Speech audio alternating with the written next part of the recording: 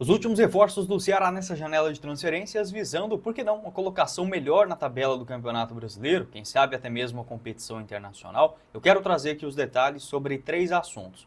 As últimas chegadas dentro do elenco, quem eu vejo que pode ser titular ou na composição para a sequência do ano. Além disso, as negociações que ainda estão em andamento, jogadores que estão livres no mercado que eu vejo como boas alternativas também para o Vozão.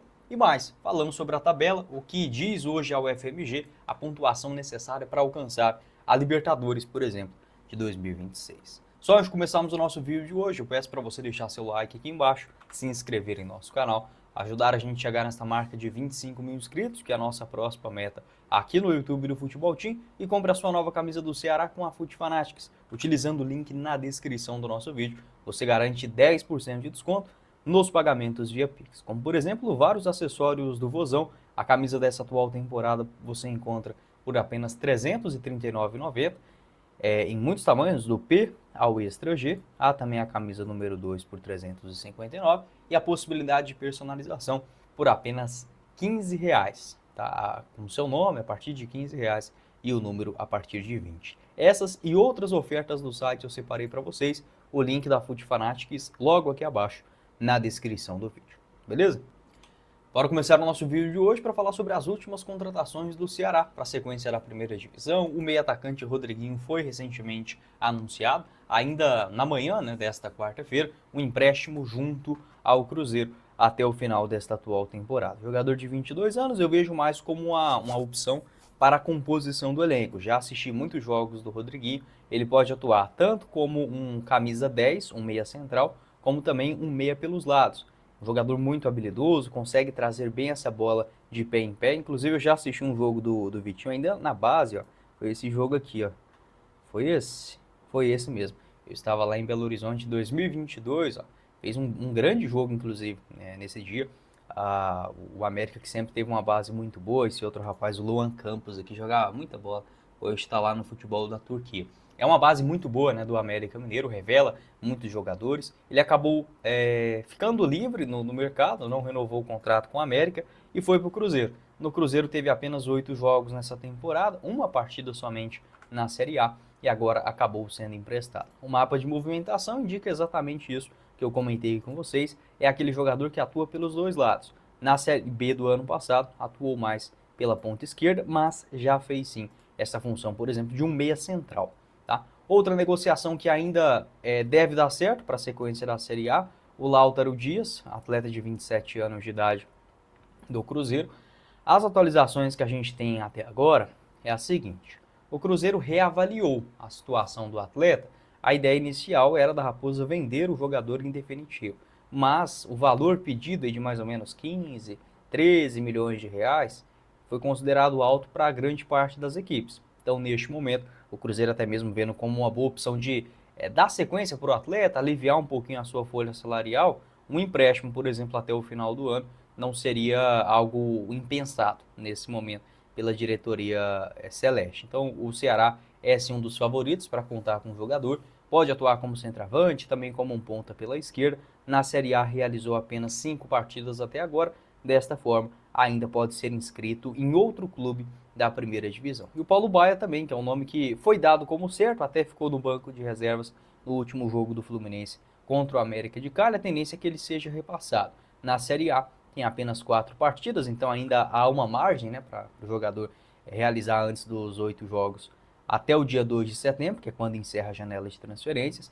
Vejo que o Paulo Baia e o Rodriguinho são jogadores para brigar por espaço, tá? Não são atletas nesse momento para chegar e ser um titular. Ajudar na composição do elenco, às vezes pode ser sim engatar uma boa sequência e ganhar espaço. O Lautaro Dias, por exemplo, para mim é um jogador que poderia sim entrar já no time titular, às vezes até mesmo jogar junto com o Pedro Raul. E o Zanocelo, para mim, também é outro jogador que chega para brigar nessa condição de titular e não apenas na composição do elenco. Você, torcedor do Ceará, pode deixar a sua opinião aqui embaixo nos comentários em relação a esses contratados e quais as necessidades também para a sequência do ano. Aproveite as ofertas da Fute Fanatics com 10% de desconto nos pagamentos via Pix, utilizando o link na descrição do nosso vídeo, com vários acessórios, tá? Tanto de clubes do futebol brasileiro como também do futebol internacional. As camisas do Ceará com envios para todo o Brasil eram a Fute Fanatics. Vou deixar o link aqui embaixo na descrição do nosso vídeo. Agora falando sobre a tabela e pensando em algo maior, para mim a primeira parte do campeonato do Ceará foi sim boa. Tudo bem, teve aquela oscilação um pouquinho antes da paralisação, dava para ter somado uns pontinhos a mais? Acredito que sim, mas no enredo geral, o Ceará que ainda tem um jogo a menos, né? Somando 22 pontos, se repetir a mesma campanha, fatalmente estará na Série A do ano que vem, que é o primeiro objetivo. Pensando em algo maior, dá para o Ceará, por que não sonhar com a Libertadores? Olha, hoje o pessoal da UFMG coloca, por exemplo, uma pontuação necessária para a Libertadores, mais ou menos na faixa de 56 pontos, tá? Basicamente, aliás, um pouquinho mais, vamos colocar aqui 57, hoje está com 74% de chance para classificar para a Libertadores. Vamos até analisar também a Série A do ano passado e ver aqui ó, a tabela de classificação, o sexto ficou com 59, mas ainda outros clubes, né, até o oitavo foi o Bahia com 53, 2023 também abriu mais uma vaga, que foi até o Fluminense com 56. 2022 foi o Fortaleza com 55. Então, eu acho que essa média de corte de 56 pontos pode ser uma pontuação interessante para a gente somar. O que seria necessário hoje para o Ceará, né? Chegar à Libertadores. Claro que não é fácil. 56 pontos menos 22. Estamos falando de mais 34 pontos em 19 jogos que ainda lhe restam, né? Acho que é essa basicamente a conta para o segundo turno. Faltando 19 jogos, né? Estamos falando ainda de mais 11 vitórias. É difícil? É, mas com um elenco que pode encaixar, não é algo inimaginável. Seria, por exemplo, uma campanha semelhante em termos de aproveitamento ao que o Bahia vem fazendo até agora no campeonato, ou ao que o Mirassol também vem realizando, né? Uma campanha semelhante, se o Ceará consegue aí fazer. O Mirassol ainda tem 2 jogos a menos, né? Então, por exemplo, se o Mirassol vence os 2 próximos ainda, seria uma campanha semelhante. Claro que não é fácil. Pode ser que diminua um pouco essa média de corte até a reta final, tá? No meu entendimento, uma classificação para a Sul-Americana já seria, assim, algo interessante para o Vozão pensar.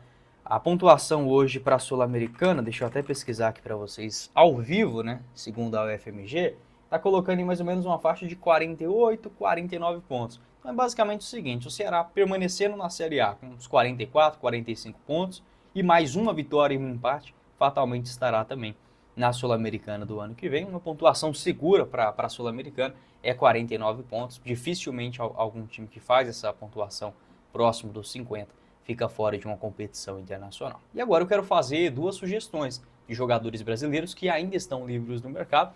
Desta forma, eles podem fechar gratuitamente com qualquer outro clube ainda. O primeiro deles, o lateral esquerdo Ismail, atleta que passou muitos anos na Ucrânia pelo Shakhtar, aí aconteceu, né, aquela situação por lá, ele acabou deixando o clube e foi para o Lille da França, onde já está há 3 temporadas. Não renovou o seu contrato, segundo o site Transfermarkt, é um jogador que hoje está livre para assinar gratuitamente com uma nova equipe. Jogou inclusive a Champions League neste último ano, realizando 24 jogos pelo Lille, 1 gol marcado e 2 assistências. Ele foi titular em 14 dessas 24 aparições. Apesar de ser brasileiro, ele jogou apenas nas equipes de base aqui no Brasil, está no futebol europeu desde 2009. E outra opção também que está livre é o volante Rafael Carioca. Você lembra dele?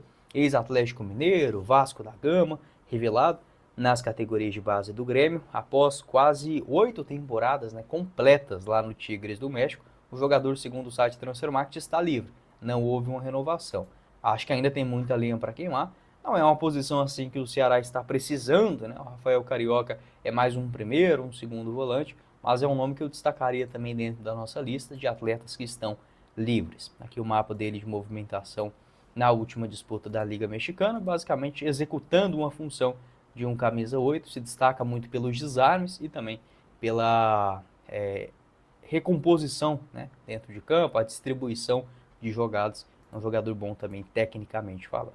Você, torcedor do Ceará, pode deixar a sua opinião aqui embaixo nos comentários, qual seria a sua prioridade. Não esqueça de deixar seu like, se inscrever em nosso canal, ajudar a gente a chegar nessa marca de 25 mil inscritos e compre a sua nova camisa do Vozão com a Fute Fanatics, link na descrição do vídeo. Quem falou com vocês foi o Guilherme, nos vemos em uma próxima oportunidade. Valeu, galera!